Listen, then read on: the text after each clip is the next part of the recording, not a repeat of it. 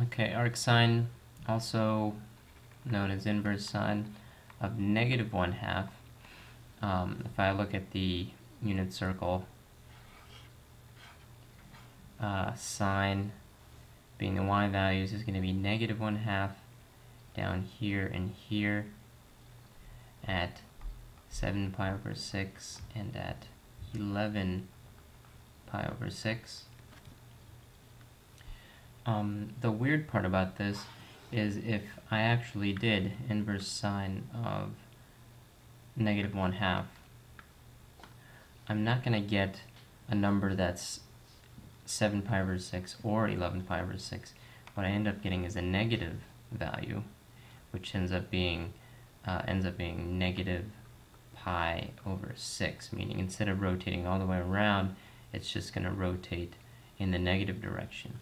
So if I try negative pi over 6, that's going to be the same value. So that's an interesting part about inverse sine, is that your answers need to be in these two quadrants, the first and the fourth quadrant. So it needs to either be a positive angle from 0 to pi over 2 or a negative angle from 0 to negative pi over 2. So the answer here would be negative pi over 6.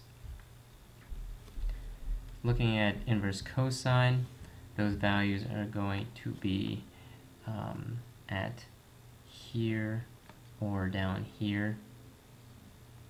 I'm going to choose the positive one because that's what inverse cosine is. Inverse cosine, your answers need to be in these two quadrants.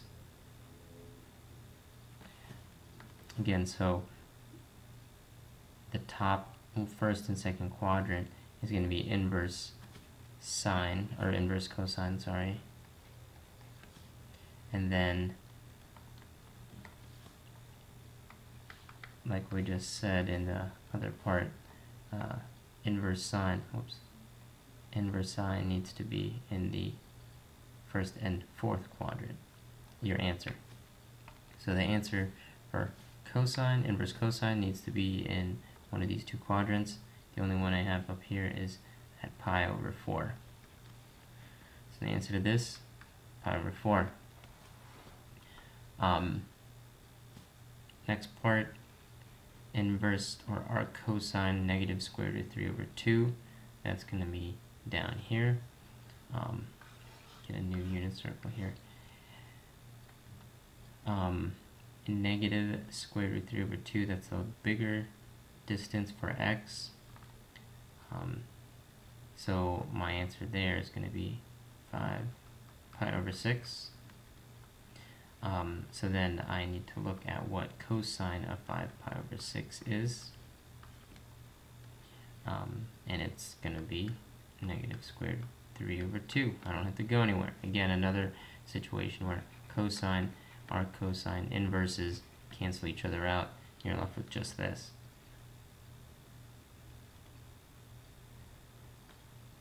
Arctangent of negative 1. So looking at tangent being equal to sine over cosine. If tangent equals plus or minus 1, it means that sine and cosine are equal to each other, and then the positive or negative is decided by whether or not they're both positive or both negative. So that's going to happen, the sine and cosine equal each other in 4 different places, ignoring plus or minus. This is where both of them are equal to square root 2 over 2. Because in the unit circle, square root 2 over 2. Over here it's negative square root 2, comma, positive square root 2. That's for the coordinate values. And then here they're both negative.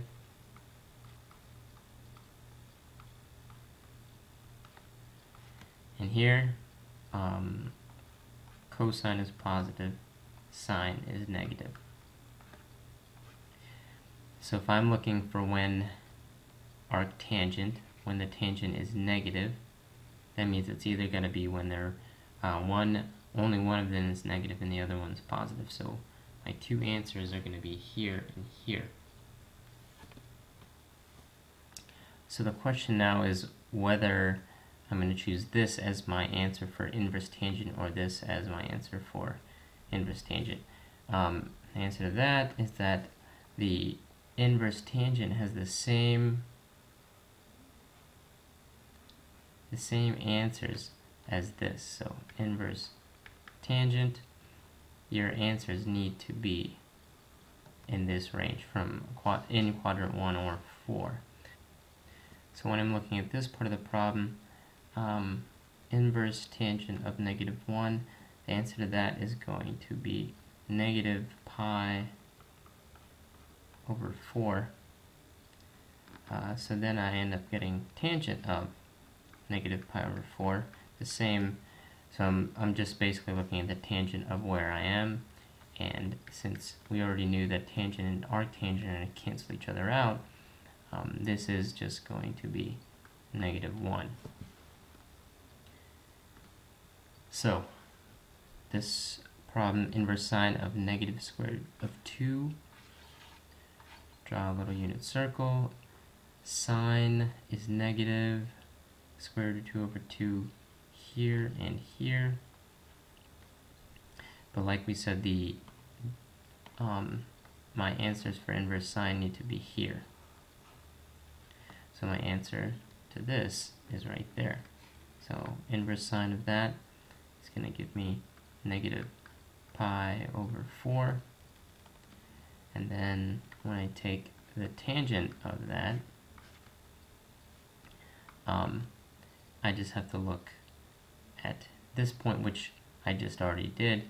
So I already know that the tangent there is -1. Last part, cosine of pi over 3. Pi over 3 is here, up here. Cosine of that is 1/2. So that means I take the arc sine or inverse sine of 1/2